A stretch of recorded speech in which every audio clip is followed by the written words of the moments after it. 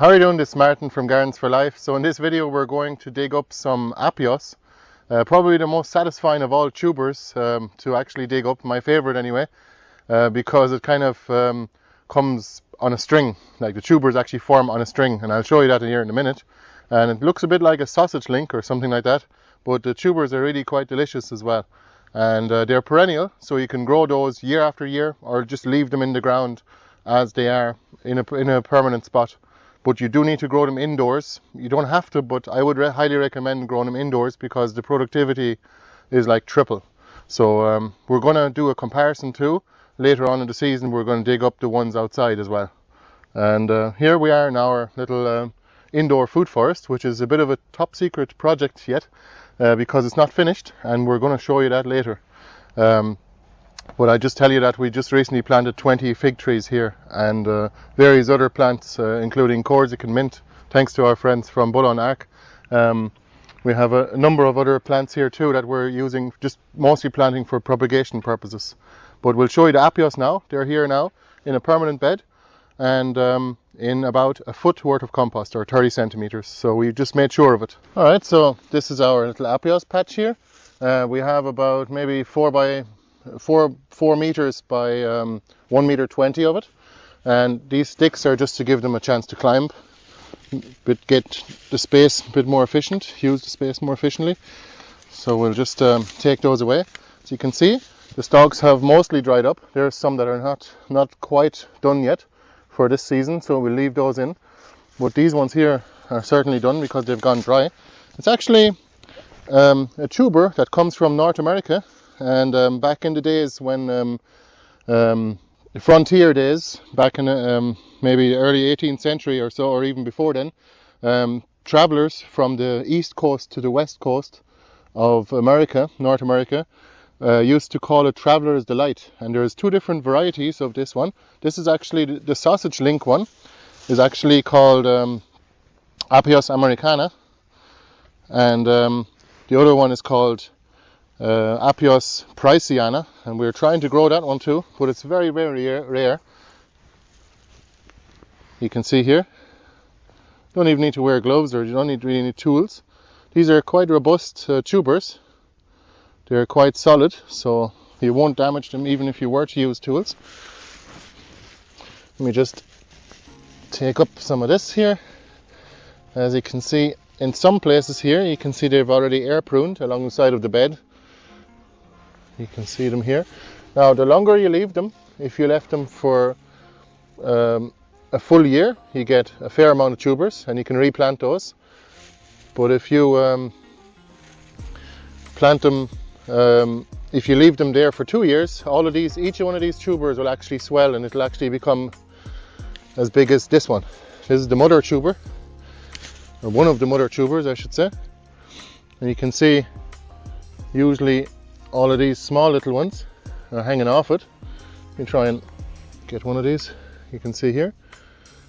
So this used to be this size when we planted it, and this will actually grow into a much bigger plant next year. And as I said, we're going to leave half of this patch actually as a perennial, just to see what will happen and how big the tubers will actually grow. But nevertheless, we're going to harvest some of them here today, just to give you an idea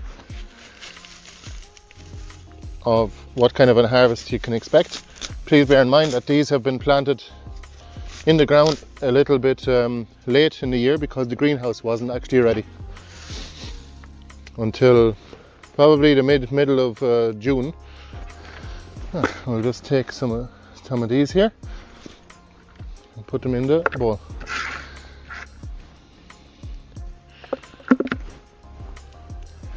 I'm going to taste test one too at the end of the video. There's a worm. I'll put you back.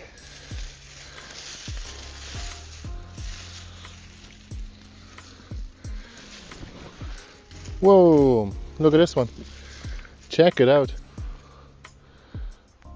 That's a nice one.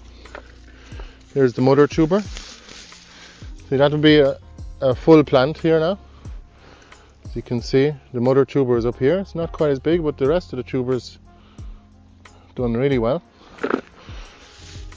It's really hard to get in Europe, very rare, and expensive too. But our aim is to grow all of these perennial food plants, I should say, and make them available at a reasonable cost, especially here in Ireland and in Europe as well.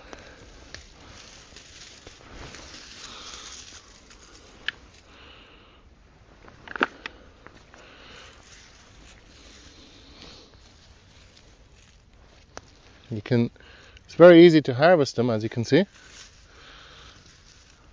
because they all come on a string, literally. As you can see, the root kind of forms like this, and it makes these tubers in between, and then as they swell, the string actually becomes a bit thinner. It's interesting. I never seen that last year when we harvested them.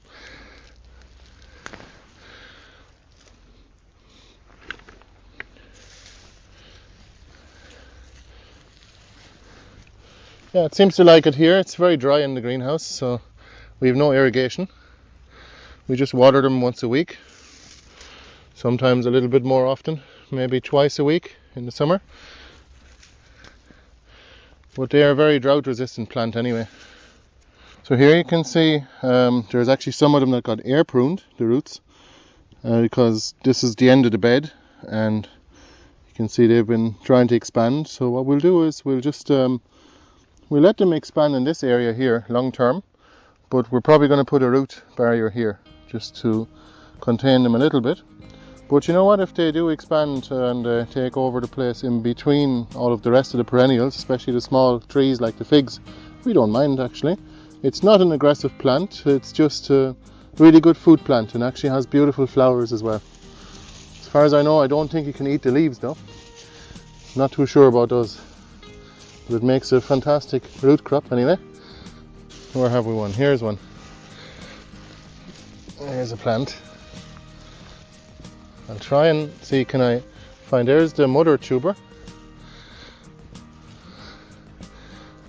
Kind of very similar to the mother potato in some cases.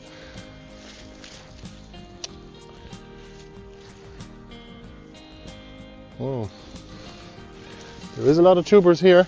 So it's kind of just a matter of unwinding them.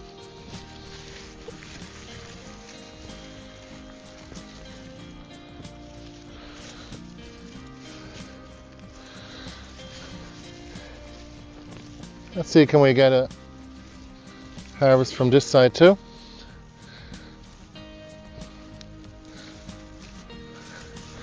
Bear in mind that we planted maybe about 25 or 30 plants here, but most of them were very small, like very similar to this size here, and some of them were like that.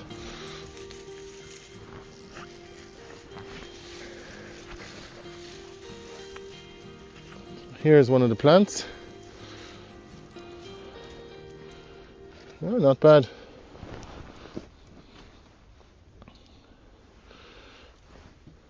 You can see it is a perennial food crop, so you'd want to plant it somewhere permanent. You could harvest them all and then plant them out again. That's what we usually do, but in this patch here, as I said, we're going to keep them perennially. And we'll see what happens after another growing season.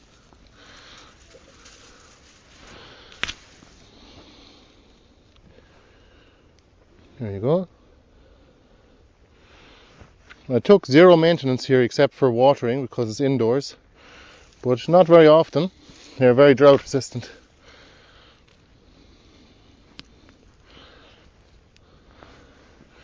There's another one. I mean, there's more tubers attached to each plant. It's just kind of hard to get them all in one go.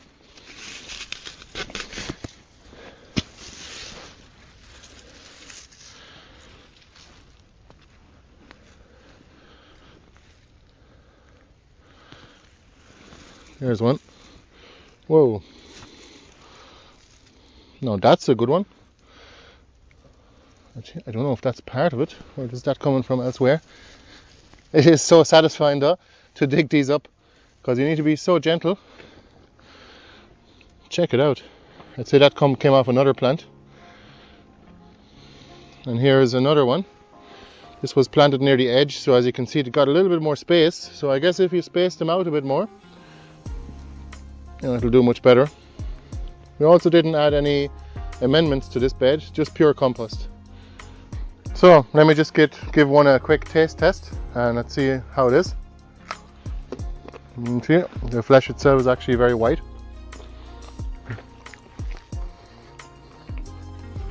Tastes a bit like nuts, a mixture of different nuts.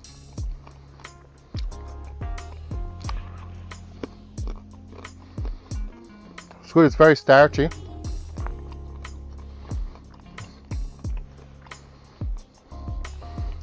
I guess if I was one of the frontiers traveling through the wild in America back a couple of 100 years ago, I'd be very happy to have found one of these tubers, because at least you'll have food for a day, especially if it's the Apios Priceana, because they can actually go to about that size in about 10 years time. But as I said, they're very rare and we're going to try to get some. We have one of them and we're going to try to grow some as tubers. But these ones here on a string, they're called Apios americana and they are more common, but they're just as tasty. And yeah, you can grow them and you could store those really well as well. You could even store them in the actual garden beds in your greenhouse over winter. I don't think it'll do them any harm, but you could store them in a shed in frost-free conditions, and of course it needs to be dark and dry and you need to keep the air off them. So we usually just keep all of our tubers in crates or in buckets filled with potting soil or peat, or you could use sand as well. The main thing is to keep the air off them and to keep them dry and frost free. So that's all for now. Thanks a million for watching. If you're interested in some of these tubers, well, we have some still available on our website. It's just gardensforlife.ie/shop. Thanks very much. All the best. Bye bye.